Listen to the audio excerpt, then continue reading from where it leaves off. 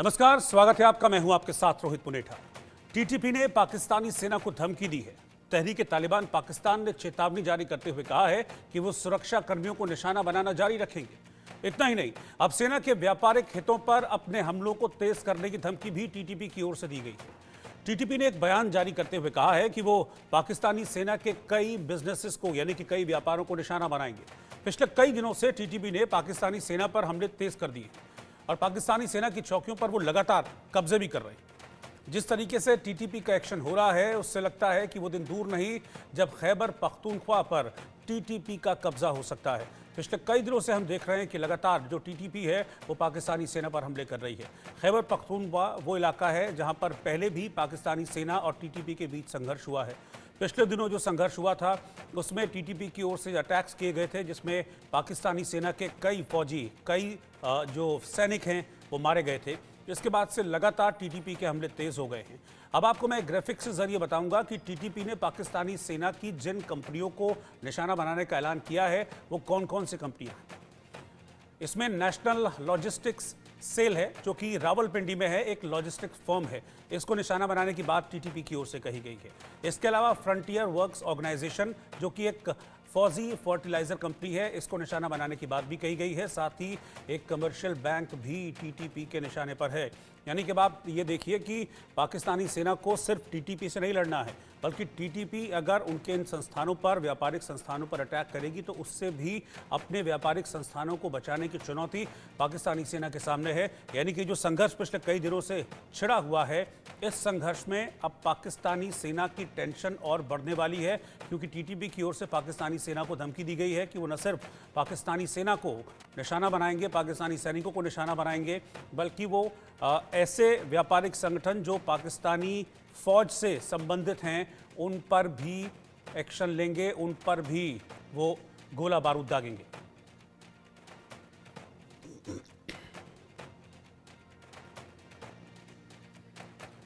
और इस वक्त जो हालात बने हुए हैं उस पर चर्चा करने के लिए मेरे साथ तीन खास मेहमान हैं। मेरे साथ मेजर जनरल रिटायर्ड सुधाकर जी, सीनियर डिफेंस एक्सपर्ट, इस वक्त साथ में हैं।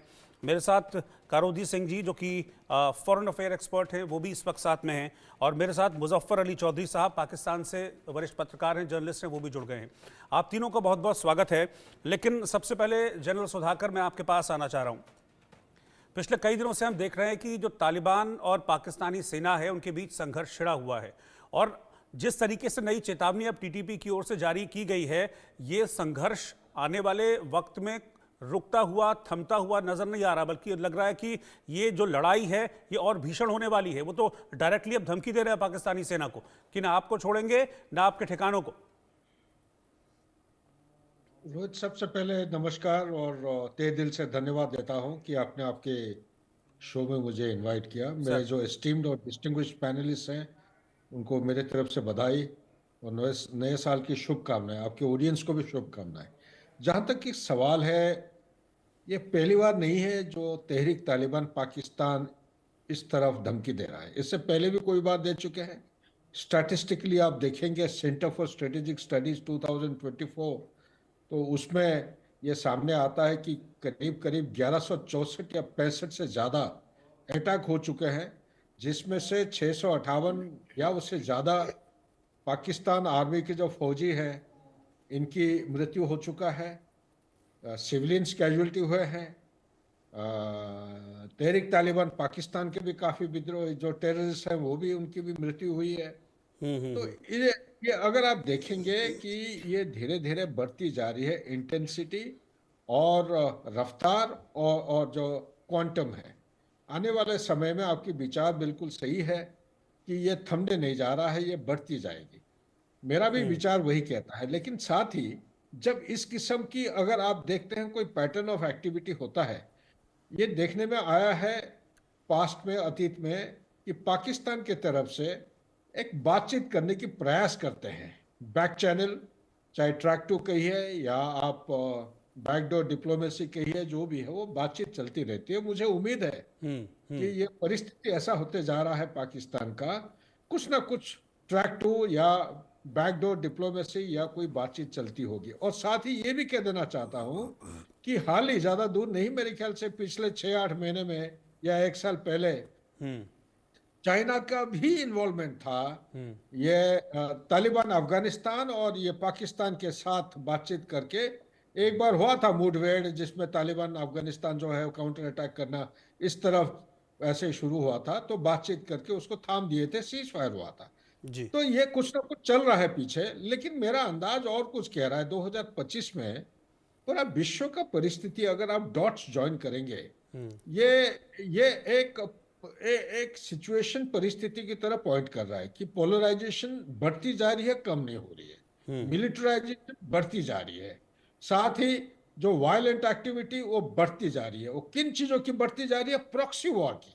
मैं अभी एक आर्टिकल लिख रहा हूँ, कुछ जाने माने एक पत्रिका है, वेस्टर्न न्यूज़पेपर, तो उसमें मेरा नतीजा यहीं पे आ रहा है। प्रॉक्सी वॉर, चाहे आप ईरान की बताइए, ये आप हुतीज की या हमास की या हिजबुल्लाह की, एक और एज है हसब अल साहब ऐसा कुछ बोलते हैं नाम है, वो 4 एज को मानते हैं। इसी तरह यूक्रेन की लड़ाई एक प्रॉक्सी लड़ाई है।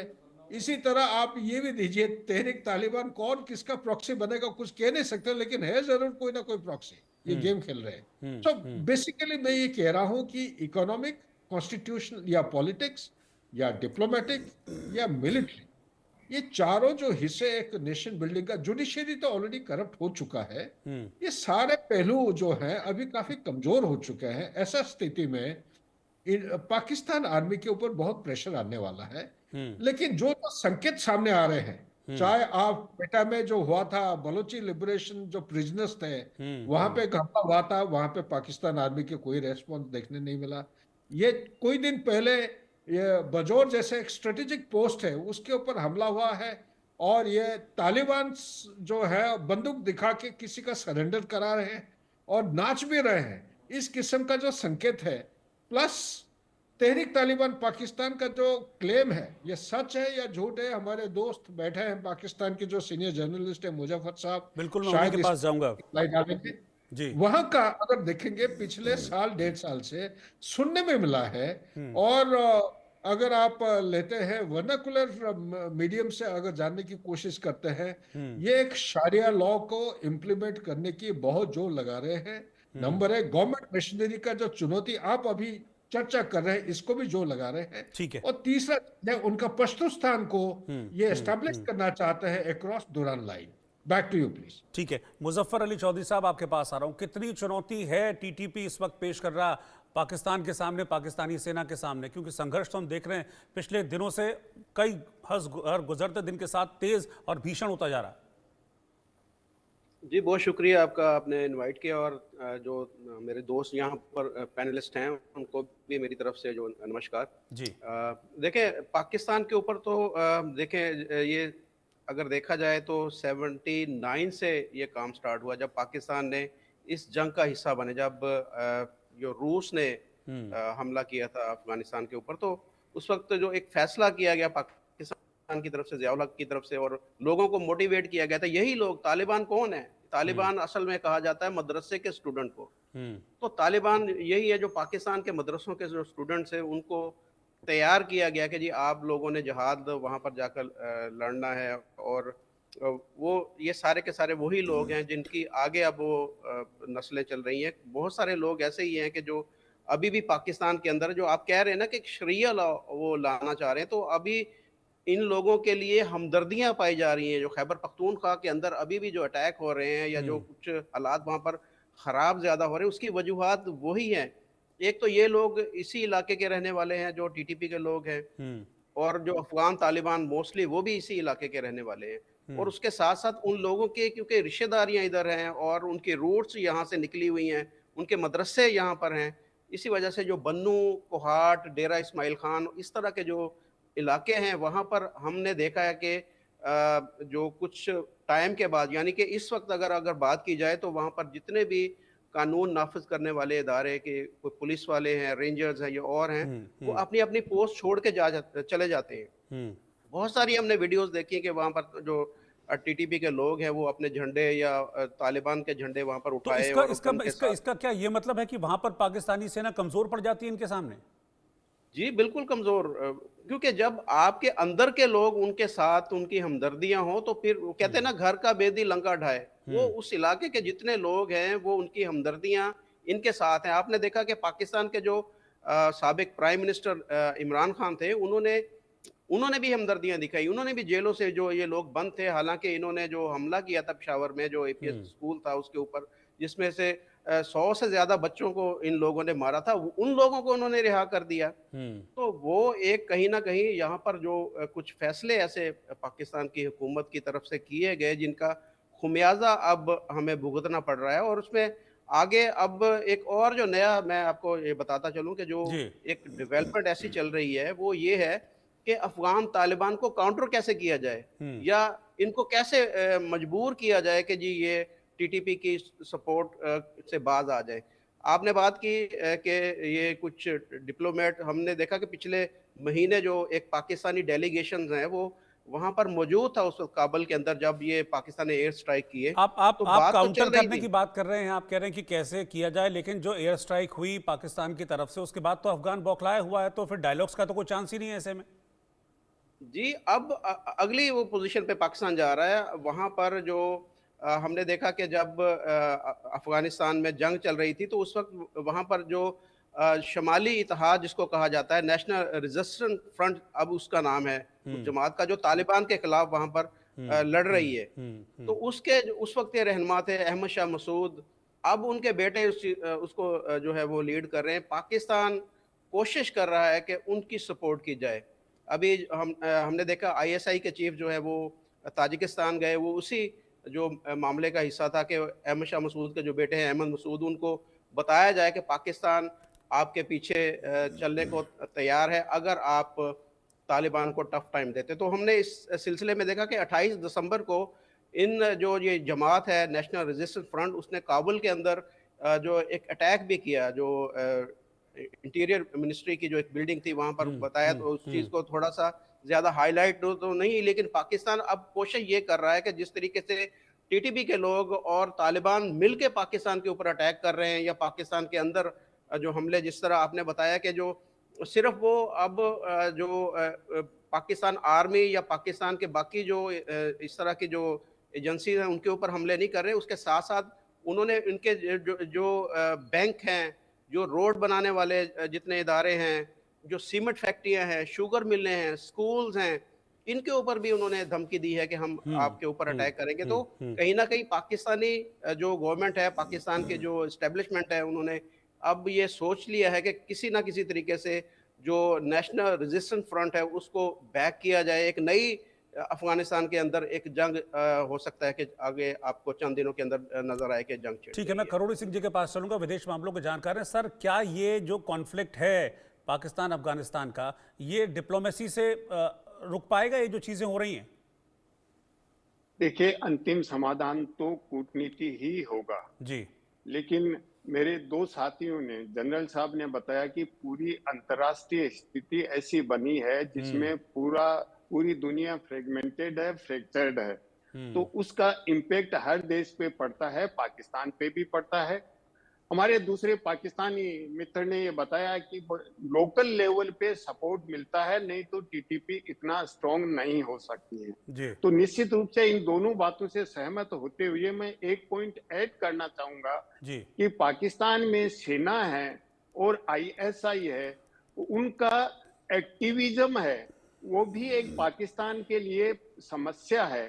क्योंकि सामान्यतः सेना होती है वो व्यवसायिक कंसर्न और इंडस्ट्रियल कंसर्न्स को रन नहीं करती है। सेना का डोमेन अलग है।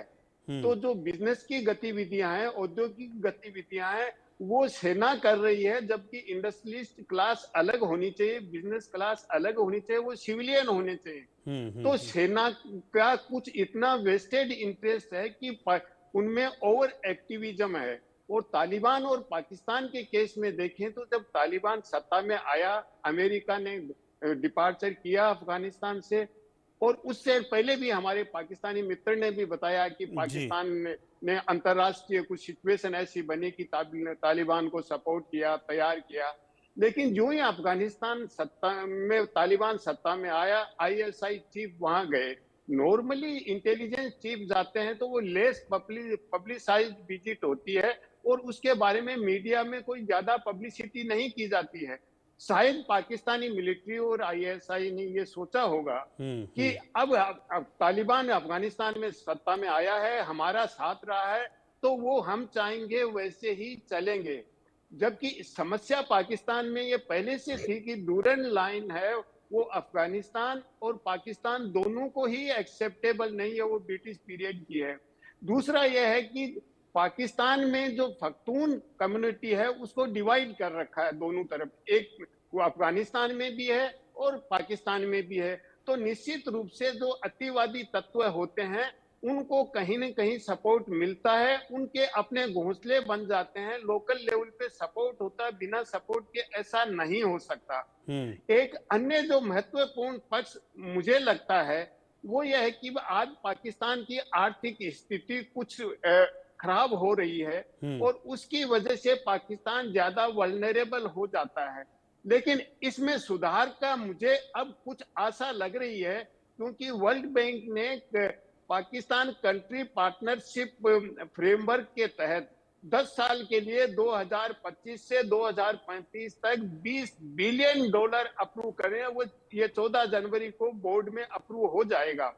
इसके अतिरिक्त जो इंटरनेशनल फाइनेंस कॉरपोरेशन है और मल्टीलेटरल इन्वेस्टमेंट गारंटी एजेंसी है, वो भी पाकिस्तान को कुछ ग्रांट देंगे। उससे पाकिस्तान की डिपेंडेंस चीन पे कम हो जाएगी और दो दूसरे इंडिविजुअल कंट्रीज हैं जो पाकिस्तान में अपना कुछ इंटरेस्ट देखते हैं, उन पे उनका दबाव कम हो जाएगा। तो उसकी वजह से जैसे ये कह रहे हैं कि कहा जाता है कि चीन के लोग वहां काम करने वाले हैं, सीपेक जो कर्मचारी हैं चीन के, उन पे बार बार अटैक हो रहे हैं, तो चीन अपनी सैनिक भेजना चाहता है या ग्वादर को चीन आउटराइट लेना चाहता है। तो इसमें पाकिस्तान को थोड़ी ऑटोनॉमी या लिवरेज मिल जाएगा वर्ल्ड बैंक की मदद से। और जो सामाजिक और दूसरा पक्ष है, देखिए पाकिस्तान 1947 में बना और एक राष्ट्र के रूप में बनाने में पाकिस्तान को बहुत मेहनत करनी पड़ेगी। आज भी अलग अलग समूह हैं, जैसे बलूच समूह है वो अपने आप को अलग मानता है, पख्तून अलग मानते हैं, सिंधी अलग मानते हैं और ये भी मानते हैं कि पंजाबी डोमिनेशन है। तो इस तरह में से पाकिस्तान में एक इंक्लूसिव कंपोजिट राष्ट्रवाद की कमी है। तो उसकी वजह से जो स्थानीय लोग हैं उनमें अलग भावना होती है। तो वो जो अतिवादी तत्व हैं जैसे मदरसा है या जो टीटीपी के सदस्य हैं उनको सपोर्ट मिल जाता है। फिर ये अलग अलग समूह हैं जैसे बलूच नेशनल आर्मी है, टीटीपी वाले, इनमें आपस में भी एक नेटवर्क होता है। तो वो जो मिलिट्री या जो सैन्य सहायता होती है या जो हथियार वगैरह होते हैं उनमें भी एक दूसरे को मिलते रहते हैं। तो इस हालात में पाकिस्तान की जो स्थिति है वो कुछ अलग तरीके की है, क्योंकि सेना का एक्टिविज्म है वो किसी देश के लिए अच्छा नहीं होता है। ठीक है, देखिए मैं आपको एक उदाहरण बताऊं, पिछले चुनाव हुए जो पाकिस्तान के राष्ट्रपति को स्टेटमेंट देना चाहिए वो स्टेटमेंट सेना प्रमुख दे रहे हैं कि शांति बनाए रखनी चाहिए चुनाव में इस तरह का। तो जो स्टेटमेंट रोल सेना प्ले करती है, सेना को अपने लेवल पे रहना चाहिए, उसका एक डोमेन फिक्स है। तो पाकिस्तान के स्वयं अपने लिए प्रॉब्लम कर रहा है और जो टीटीपी है और दूसरे एक्सट्रीमिस्ट ग्रुप हैं उनको अवसर मिल जाता है ऐसी स्थिति में। ठीक है, ठीक है। पाकिस्तान को कुछ प्रयास करना चाहिए, सिविलियन गवर्नमेंट को। जी, मैं जनरल सुधाकर के पास चलूंगा। जनरल सुधाकर, जैसे कि अभी मुजफ्फर साहब ने भी बताया कि वहां कहीं ना कहीं कमजोर पड़ रही है पाकिस्तानी सेना, ऊपर से टीटीपी की धमकी कि हम सिर्फ सेना ही नहीं उनके व्यापारिक जो संस्थान है उनको भी निशाना बनाएंगे। तो अगर ये डर है, ये खौफ है या कमजोर पड़ रही है वहां पर पाक सेना, तो फिर अपने संस्थानों को कैसे बचाएगी इनके अटैक से? यही वजह है कि जो टीटीपी है विद मोर कॉन्फिडेंस लगातार अटैक बढ़ा रही है। नहीं, वो कहते हैं कि कभी कोई मरीज अगर डॉक्टर के पास जाता है, डॉक्टर के पास दो ऑप्शन होते हैं, चाहे वो डिजीज को ट्रीट करे या डिजीज को ट्रीट नहीं कर पाता है तो सिम्टम को ट्रीट करे। कोई जाता है सर दर्द के साथ, कोई डॉक्टर उसको गहराई में जाके उसका ब्लड, यूरिन, स्टूल सब कुछ, बीपी, ईसीजी लेके उसका नतीजा पे आता है, ट्रीटमेंट करता है। तो क्या पाकिस्तान चाहती है जड़ का मसला जो है उसको हल करना है या दिखावा के लिए टेम्पररी एक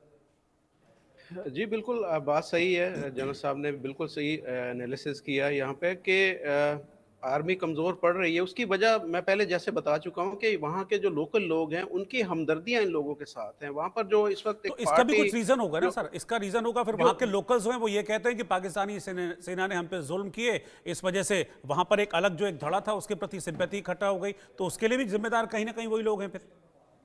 असल में 2 किस्म की राय हैं। एक तो जो आप जैसे बता रहे हैं कि जब अमेरिकन ने ड्रोन अटैक्स किए उन इलाकों के अंदर जो कबायली इलाके हैं, तो उसके खिलाफ एक नफ़रत जो पाई जा रही है, वो यही लोग ये कह रहे थे कि क्योंकि पाकिस्तान ने जो अमेरिकन है उनको अपने जो अड्डे दिए हैं, उसकी वहाँ से जो वो ड्रोन है वो उड़ते थे और उनके ऊपर अटैक करते थे। दूसरा अभी जो रिसेंटली जो एक चीज़ देखने में मिली वो इमरान खान के लिए एक हमदर्दी का जो फैक्टर पाया जा रहा है खैबर पख्तूनख्वा के अंदर, उन क्योंकि रूलिंग पार्टी है पीटीआई वहाँ पर, इमरान खान की जो अपनी पार्टी है, और उसकी सारी की सारी हमदर्दियाँ इमरान खान के साथ है। इमरान खान इस वक्त जेल में है और वो ये समझते हैं कि इमरान खान को जेल में डालने वाली पाकिस्तानी फौज है, पाकिस्तानी इस्टेब्लिशमेंट है, और वही नफरत जो है फौज के खिलाफ है, और वो उसी नफरत की बिना पर उनकी जो हमदर्दियाँ हैं वो तालिबान के साथ हैं, क्योंकि तालिबान या टीटीपी के जो लोग हैं वो अटैक पाकिस्तानी आर्मी के ऊपर कर रहे हैं, तो वो अपनी नफरत उधर कन्वर्ट कर रहे हैं। तो ये 2 अलग-अलग जो फैक्टर हैं वो कंबाइन हो गए। जिस तरीके से पाकिस्तानी आर्मी ने शुरू में ये देखा कि जी ये गुड तालिबान है, ये बैड तालिबान है, वो गुड और बैड तालिबान अब दोनों मिलके वो पाकिस्तान आर्मी के ऊपर ही वो कर रहे हैं। इसी तरीके से 2 मुख्तलिफ किस्म के जो लोग हैं वो मिलके वो सपोर्ट कर रहे हैं तालिबान को, और वो इसमें कुछ जो मदरसे के लोग हैं पाकिस्तान के अंदर जो एक ख़ास एक माइंडसेट है, वो ये चाहते हैं कि पाकिस्तान के अंदर भी जो है वो शरिया लॉ जो तालिबान की डिमांड है कि शरिया लॉ होना चाहिए, वो भी यही कहते हैं कि पाकिस्तान के अंदर भी शरिया लॉ होना चाहिए। तो बहुत सारे मसाइल जो हैं वो इकट्ठे हो चुके हैं, और ये इसी वजह से जब आपके अंदर इतने ज़्यादा मसाइल हों तो वो फ़ौज ने तो सिर्फ वहाँ पर जाकर लड़ना, और वहाँ पर दुश्मन ये नहीं है कि बॉर्डर के पार में एक दुश्मन खड़ा है और वहाँ पर उसकी आर्मी है और आमने-सामने ये एक जंग हो रही है और उसमें जो है एक दूसरे के ऊपर अटैक करना। तो दुश्मन तो आपके अंदर, आपके मुल्क के अंदर, आपके घरों के अंदर बैठा हुआ है। आपको क्या पता कि ये जो अंदर से एक बंदा जो खैबर पख्तूनख्वा के घर के अंदर बैठा हुआ है वो तालिबान को सपोर्ट कर रहा है। तो हमने ये देखा कि पुलिस लाइन के ऊपर जो एक अटैक हुआ था जिसमें तकरीबन 150 के करीब पुलिस वाले मारे गए थे, तो वो कौन था? रैकी जब वो करने वाला जो अंदर से वो पुलिस वाला ही था, कि जो उनके साथ मिला हुआ था उसने सारा वो वहाँ पर वो उनकी जो है वो काम किया। ठीक तो है। जो भी अटैक पाकिस्तान के अंदर हो रहा है, उसके वो बलूचिस्तान के अंदर हो, वो खैबर पख्तूनख्वा के अंदर हो, कहीं पर भी हो, तो अंदर से कुछ लोग ऐसे हैं कि जो जिनकी हमदर्दियाँ तालिबान के साथ हैं। अब वो कैसे पता चलेगा कि कितने लोग हैं? ये तो नहीं कोई बता सकता कि ये जो एक पाकिस्तानी है, वो उसकी हमदर्दी वो जो है वो तालिबान के साथ है। तो ये इस तरह तो हज़ारों, लाखों लोग हैं कि जो समझते हैं, सोचते हैं, और जिनकी नफ़रत भी पाकिस्तान आर्मी और इदारों के खिलाफ पाई जाती है। तो ये एक मुख्तलिफ किस्म का एक जो यहाँ पर सामना करना पड़ रहा है पाकिस्तानी आर्मी को, जिसकी वजह ठीक से वो सही तरीके पे हैंडल नहीं कर पा रही मामला। ठीक है, आप तीनों का शुक्रिया सर साथ में जुड़ने के लिए। और अब बात करते हैं